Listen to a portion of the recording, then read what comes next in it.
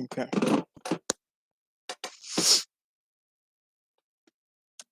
All right. I'm back again.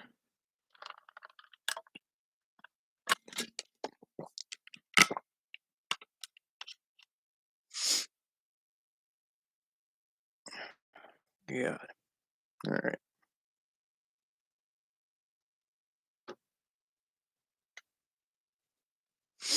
I am very sorry.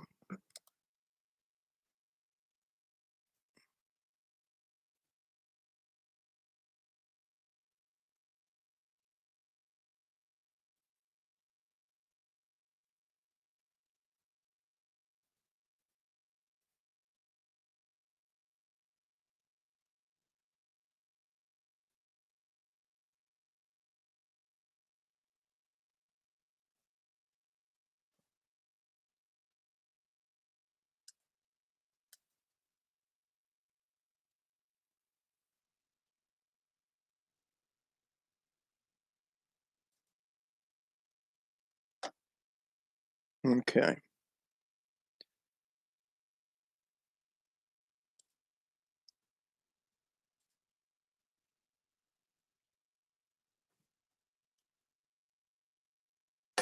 All right. So, as I was saying before, I'm gonna make the Raw template that I have. I feel like that will be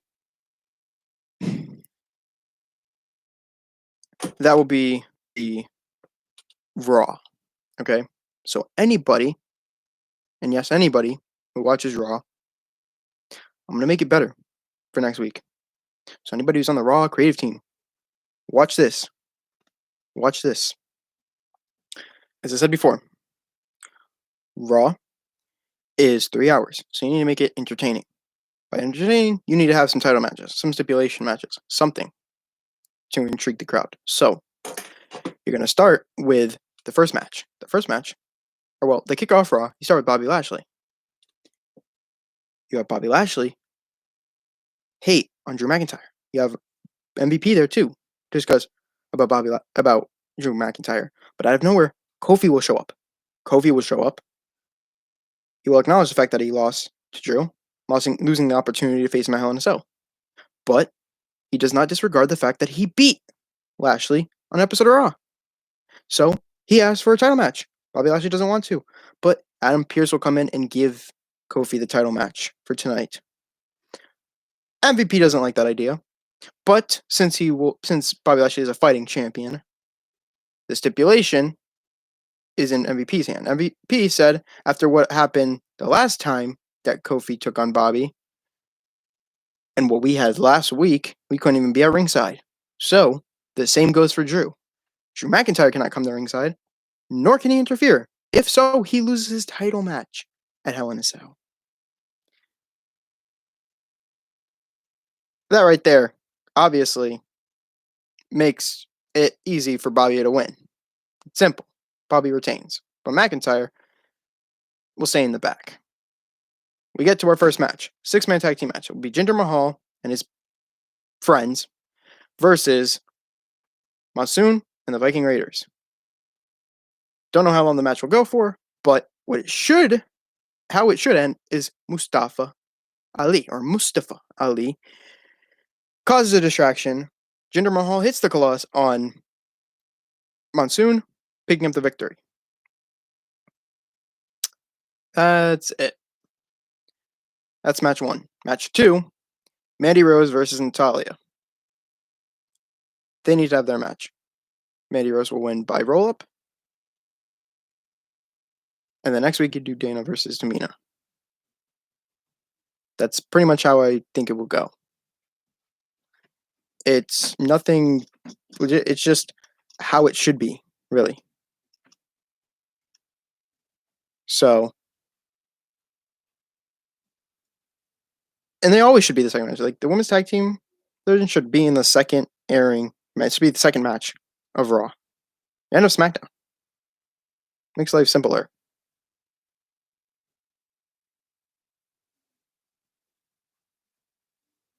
Makes it easy. Very easy. I don't know. The third match, the fourth match, seventh, obviously the W title match, Kofi versus Bobby. Seventh, you could get Asuka to return, and then have her team up with Nikki Cross, and have her face Rhea Ripley and Charlotte. Asuka and Nikki will come up with a victory. Asuka will pin Charlotte. You could do some like fifth for the fifth. There's not a fifth match, but you could do something like, I don't know.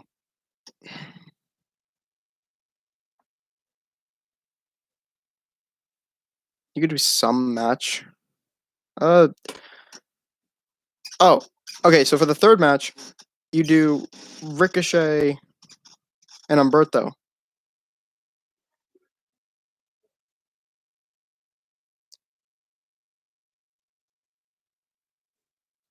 You could do Ricochet and Humberto facing each other to find out who faces Sheamus at Hell in a Cell. Humberto wins by disqualification. Sorry. Humberto wins by disqualification after Sheamus hits him with like a bro kick or a knee.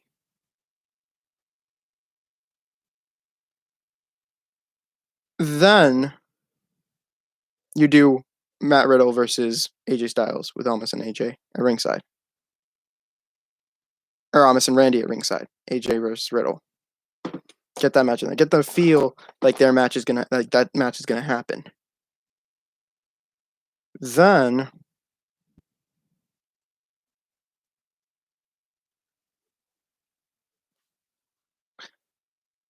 the fifth match to finish the whole Raw is, I mean, you could do something like the 24/7 Championship. But I don't know. I don't know. Some stupid match probably.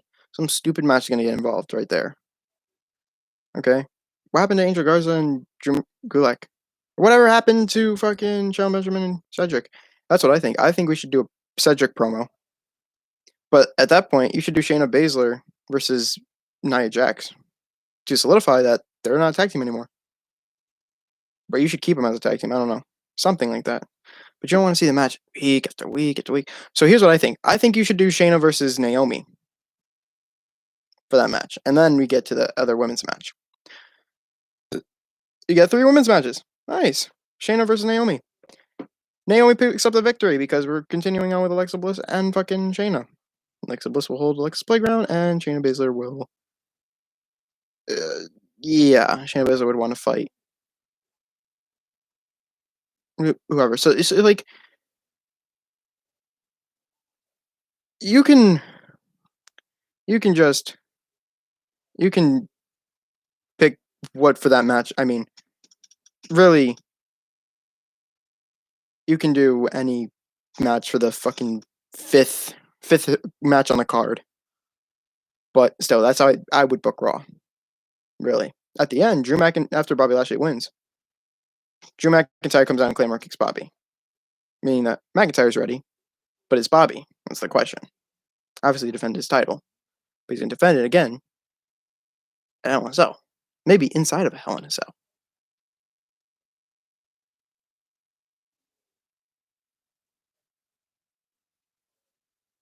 Or maybe at the end of Raw, you get Bobby Lashley versus Drew McIntyre. McIntyre challenges him to a Hell in a Cell match. And Bobby can bring up the time that Drew lost that Hell in a Cell match against Randy. But we can move forward with that. So that's Raw. But how about SmackDown? How do I think SmackDown will go? I don't know what the matches are. Again, I don't know what the matches are for SmackDown. I'm giving my thoughts. What I do think should happen is that, well, obviously, Kevin Owens is probably going to be on fire tonight on Apollo, especially with Azim not there. But I do have a theory. Though Azim is barred from ringside, Sami Zayn could get involved, saying that he's not done with Owens, causing disqualification to happen again. Still your champion, Apollo Crews. It's likely what's going to happen because think about it. Where's Sami Zayn? Really, where is he? After that Fatal 4-Way match, what happened? He's nowhere. He's nowhere to be seen. He's nowhere to be seen at all. So, really, you can fucking Get rid of him.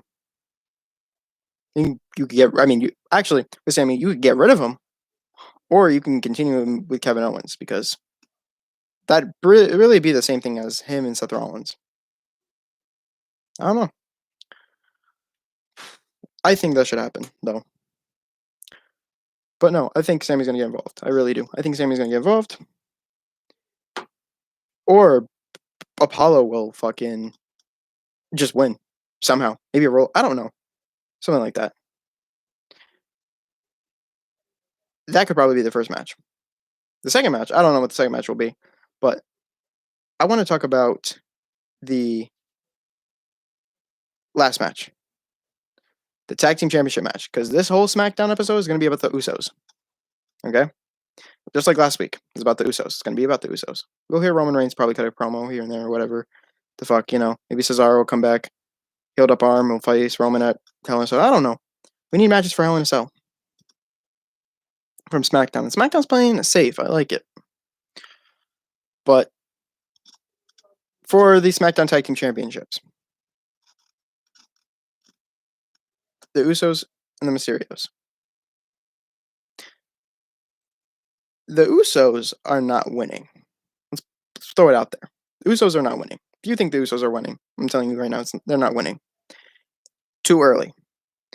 We haven't even had a proper run with the tag team titles for Dominic and Rey. Now, here is something you could do. Okay? There are two ways WWE can move forward with this. This is a match I do not know who's winning. It's a match who I'm going to watch carefully. There are two things that could happen tonight or moving forward, depending on what WWE wants to do. But my prediction, logically, is I'm going to go with the first one because I feel like this is the proper one. This would be a better one. On SmackDown, the main event, the Usos, even though I said they didn't win the tag team, they won't win the tag team titles. There is still a possibility they will. The Usos could walk away with the championships. I'll tell you that. What if they did? Well, then this sets up a match at Hell in a Cell between the Mysterios and the Usos.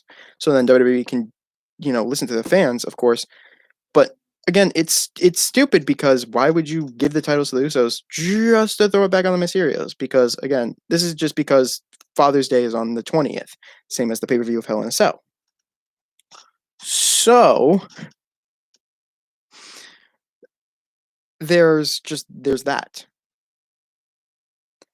There's Hell in a Cell, the Usos, and Mysterios. So WWE could give the titles to the Usos to hold on to, and then have the match at Hell in a Cell for the rematch. And on Father's Day, you have Rey Mysterio and Dominic Mysterio win the titles back. Or Paul Heyman said it best.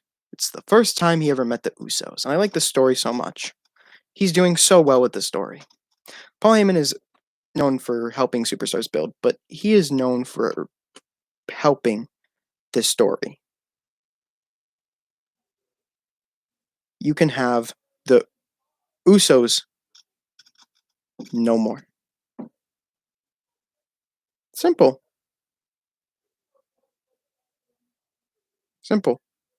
Usos no more. Even though they got back together. Technically they're together, but they're really not. Because Jay is not much. He's not with it. But this is the story of Paul Heyman. He said this on Talking Smack. You should go look at it. He said the first time he met the Usos, he was teamed with the Samoan SWAT team and Rikishi. Rikishi brought him over to his house one time. And Rikishi told him to look outside that window. And Paul Heyman turned his head. He looked outside the window. I think he pulled down the little peek from the blind. He saw two little boys grappling with each other. And what he saw is one of the boys throw one hard into the turnbuckle. Or so. The turnbuckle. Or just power slammed him down. Went to the top ropes. This was backyard wrestling. With a real ring. Went up on the top rope. And hit a tremendous splash from the top onto the other brother.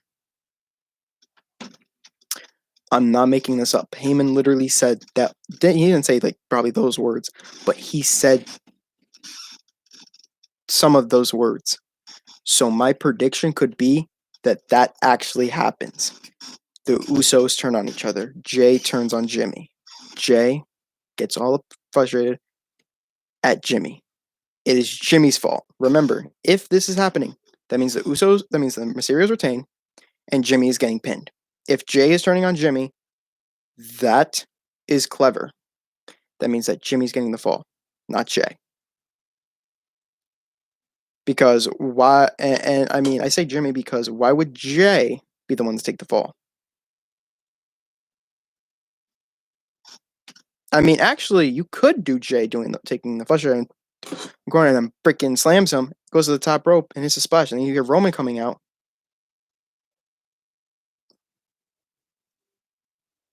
And Roman is just liking that. I don't know what it is. He's just liking it. So then, when Jay does that to Jimmy, now we know who's facing Roman at Hell in a Cell. It's Jay. It's Jimmy. Jimmy is facing Roman at Hell in a Cell. Why would they do Cesaro again? You're going to keep him with Seth Rollins again. Cesaro and Seth are still in a feud.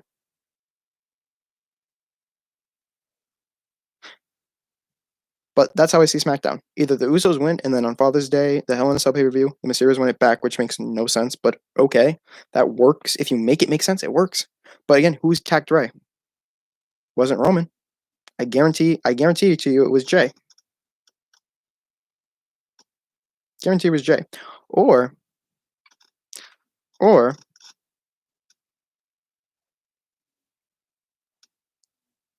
it was Otis and Chad Gable. That could also be the point. That could also be it. Don't know. That could also be it.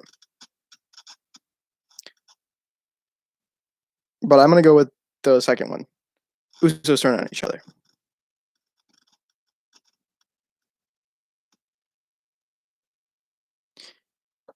You got Jay turning on Jimmy.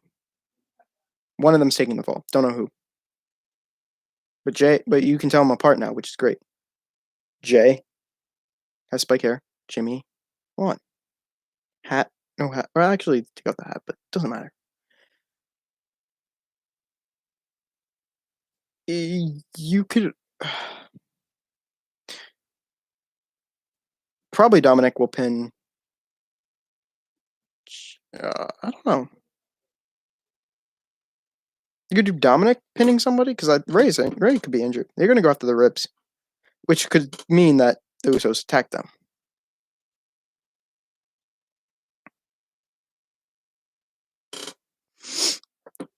I don't know who did it.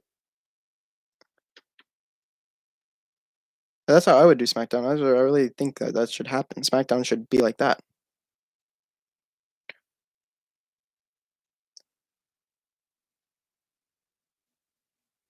Again, it's about family. It really is. It's about family. Every single champion has something to do with family or history.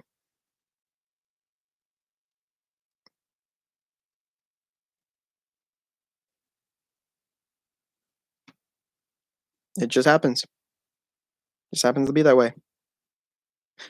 So, I don't know many Hell in a Cell matches that are going to happen at Hell in a Cell. I can tell you right now, there are more to come. More matches to come, probably. I don't know what tonight for SmackDown they're going to do. I don't know what they're going to do for SmackDown tonight. But whatever it is, I'm liking it. I'm really liking it. But now let's get to the bigger news. The bigger news is WWE being up for sale. Is WWE up for sale? That's the question. Do I know? Well, I think they're gonna probably sell it. This comes from 901 Pile Driver Podcast. And he says WWE apparently being bought by NBC for $2 to $4 billion. This comes from, again, 901 Pile Driver Podcast. He says here, NBC is looking into buying World Wrestling Entertainment, and some movement has been made in that direction. Ever since the Vince McMahon shakeup of WWE operations in January 2020, an outing then longtime WWE executive George Barrows and Michelle Wilson. With Nick Khan in August 2020, the ball has been in motion. Vince McMahon went in a new direction with Nick Khan, who immediately did away with the WWE Network and sold the streaming rights to Peacock, a NBC streaming platform, in a $1 billion multi-year deal, which is great. It is great, because I get to view it for free then. Because we got Xfinity.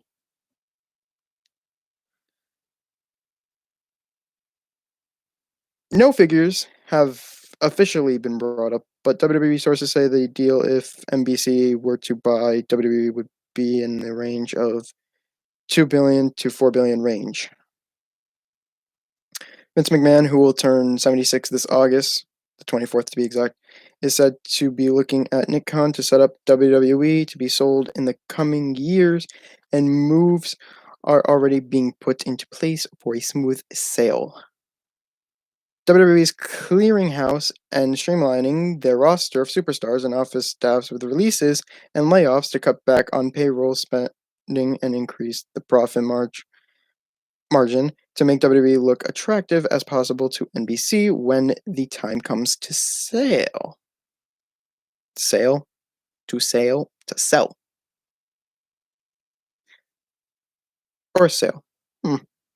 Many superstars who WWE would have never released are now being let go in an effort to cut back on spending and big contracts. More releases are in the works. Sucks.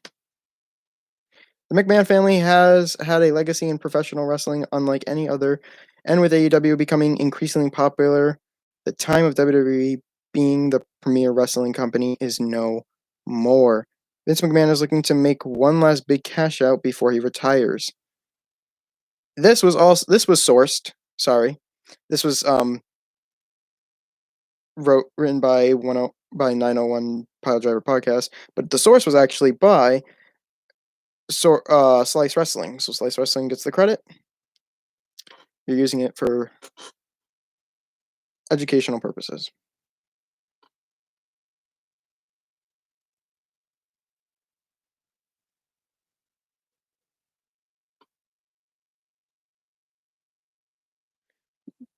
But yeah, I think that's everything that I've been covered today. There will be no Talking Logic podcast tomorrow. But what I will do, hopefully, is let you guys know the ending of SmackDown, if I'm right. I think that's how I would do it. Honestly, there's two ways, in my opinion, for the end of SmackDown. The Usos turn on each other. Jay turns on Jimmy after Jay takes the pinfall.